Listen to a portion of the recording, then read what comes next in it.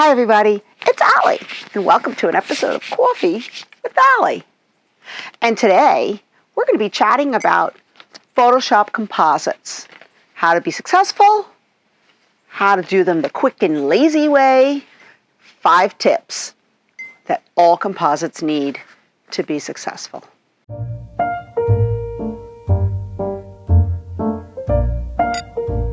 So I'm going to be using this example of a composite that I did of Brooke, and I will show you a tutorial and you'll see how quickly this image came together. And it came together quickly because I followed my basic rules. I call them lazy compositing. I absolutely hate doing cutouts. And honestly, a perfect cutout is not going to give you a good composite. That's really not what's going to sell it. And so I'm going to talk about those 5 things that I think are most critical, and you're not going to hear a perfect cutout in any of these 5. First, your background that you choose has to work with what you're going to be compositing, your subject. So in this case, I had a fog machine and, a pirate, and I wanted her, I was looking for a pirate ship. I purposely looked for a pirate ship that was shot with some sense of fog to it. I wasn't worried about the color. I knew I could shift that. But that was critical, that my background is going to be cohesive with what I already shot for my subject. And then the next thing is perspective.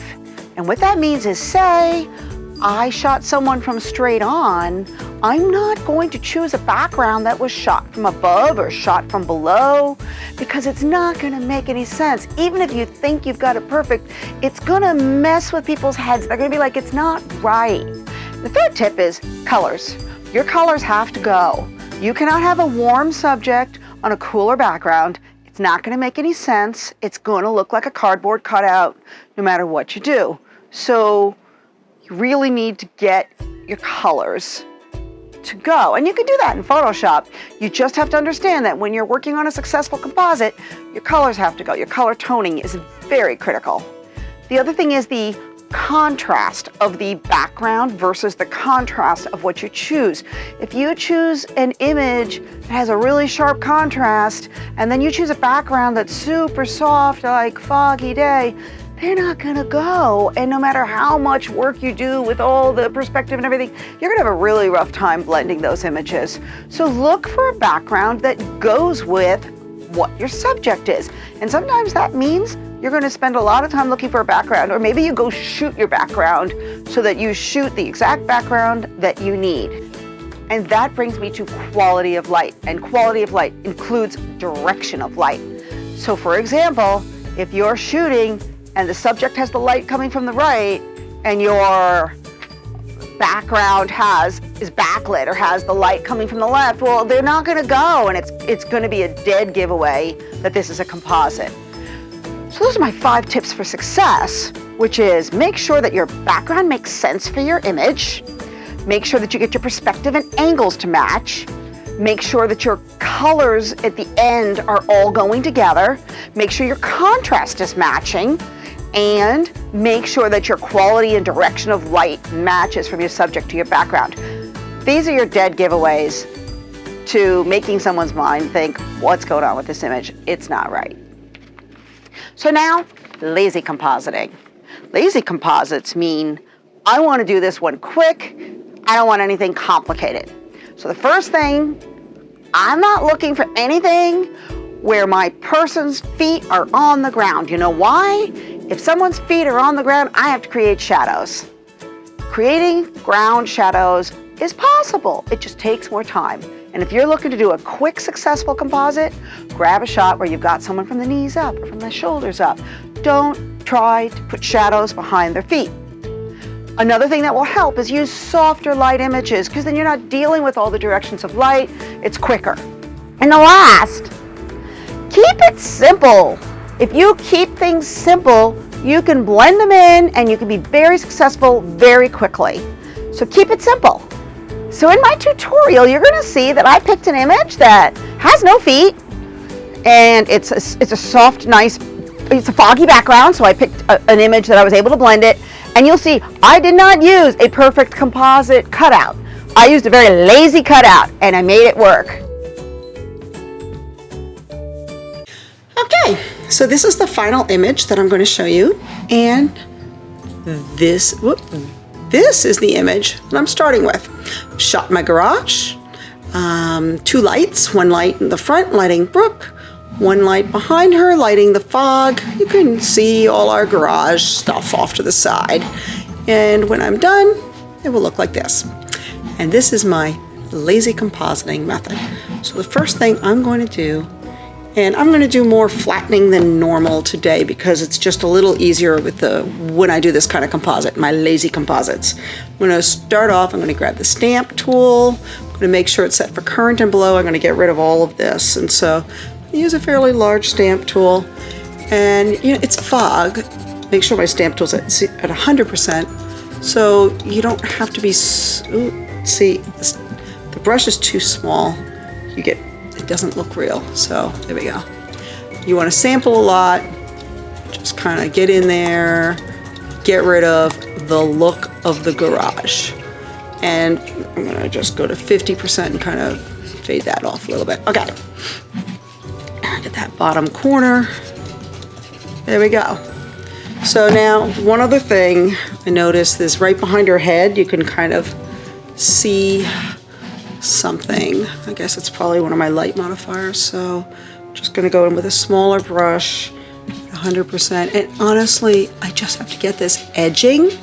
You don't have to get it perfect because it really won't show as long as you get the edges. And that looks good, and I'm going to flatten it. So I went on to Adobe Stock, and this is the picture I'm going to use in the background.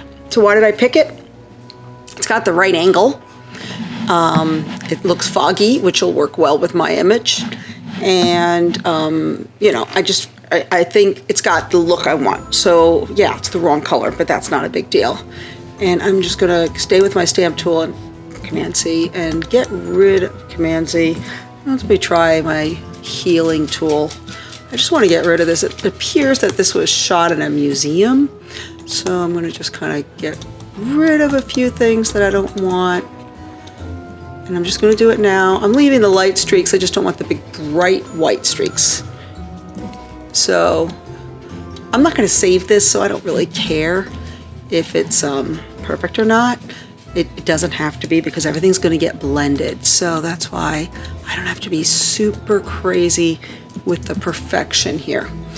And you'll see that I have unlocked this layer.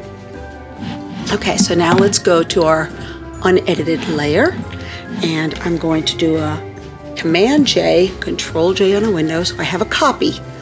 And we're going to try the new Photoshop selection tool, which selects subject tool, which I'm finding is pretty good. And you just basically circle kind of the area and let it rip.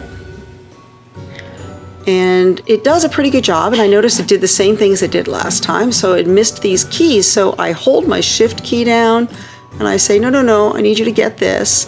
Hold my Shift key down, get that. And it's getting what I need. And that all looks good. And I'm not going to worry about gray hair, and you'll see why. I just want to make sure that, like right here, I'm going to hold my Shift key. I just want to get kind of her side a little bit better there. Come on, you. And if that doesn't work, that's okay. I'm just going to hold the L for lasso, hold my Option key, and just get rid of this. Okay, lazy compositing. We don't need a great selection. And there's my mask. So now I'm going to select my background layer, come over to my pirate ship, hit the letter V, which changes my tool to a move, and I'm going to plop it down, and it's going to look like crap. And that's fine, because we're just starting. You could see nothing's blending. Looks like, what are you doing, Ellie? So here's the thing. When you're doing composites, the idea is to get things to blend properly. And so what I'm going to do is I'm going to take my background layer, I'm going to unlock it, and I'm going to drag it on top of my ship. And now I'm going to change this blend mode to color. And that's my first start on this. So now you can see that the coloring is going to match. So now I'm going to blend it up. I'm going to take my layer mask that's on my model, and I'm going to grab a brush. I'm going to put it at 100%. I'm going to put it at 50%. And I want to bring back some of this fog. So I'm just going to start bringing in some of what I had from the other image and getting this to all kind of blend in. And because she's fully selected, when I get to the area around Brooke, I can be as messy as I want because it's fine. She's supposed to be white. She's supposed to be white on the mask. And I could just start bringing in the fog.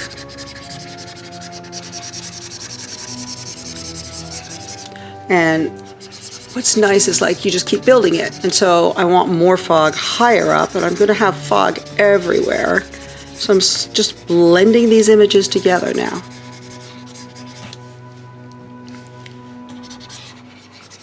And let this be like super foggy over here by her head. And now I don't have to worry about my cutout. And because I have all the same colors, this all blends in beautifully.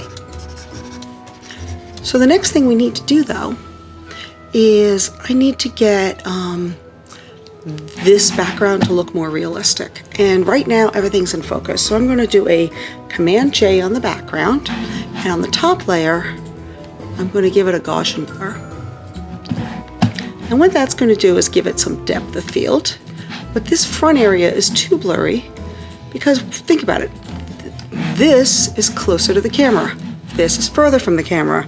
So if I go with my brush and I change it to black and I put it at 50%, I can bring back the sharpness along this edge of the ship, leaving all this back here blurry, kind of bring a little bit of a sharpness back here, and I get my depth of field. So right now, this composite's pretty good, and we haven't spent a whole lot of time on it.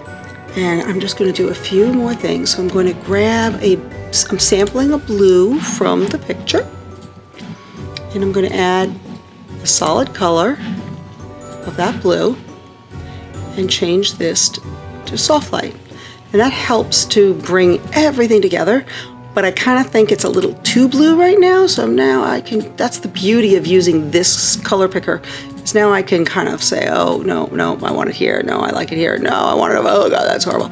And I just play with it until it's giving me basically I want to make sure I get the right kind of look. I like this. And so actually I'm very little blue, but it definitely helps a little bit.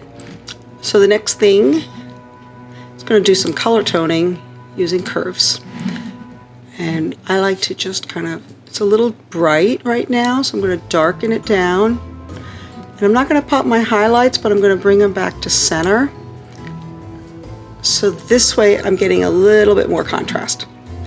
And now I'm going to go to the, I think I'm going to go to the blue channel. And I'm going to play with my highlights until they get a little bit yellower.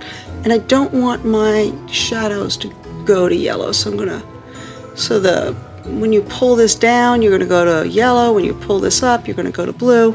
And I really just use very subtle adjustments, but you can see it's making a bit of a difference on the overall look. And the last thing this image really needs is some dodging and burning. I use an action, and I'm actually going to dodge and burn with color.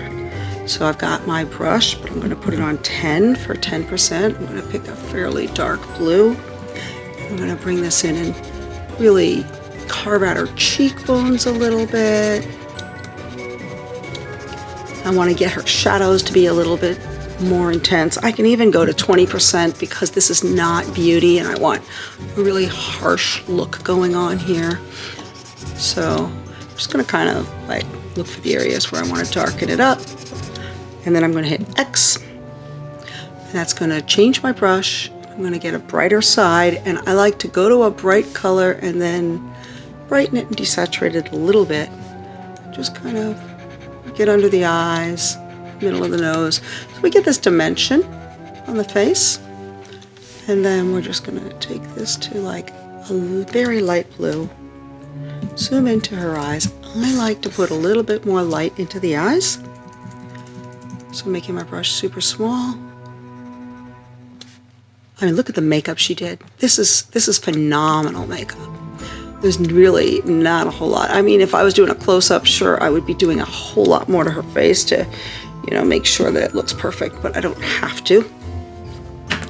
And let me just go back, make sure I didn't forget anything. Okay, so I did my dodge and burn, and the last thing I did here was another color toning layer, which I think would be a good idea. So I'm just going to add another curves.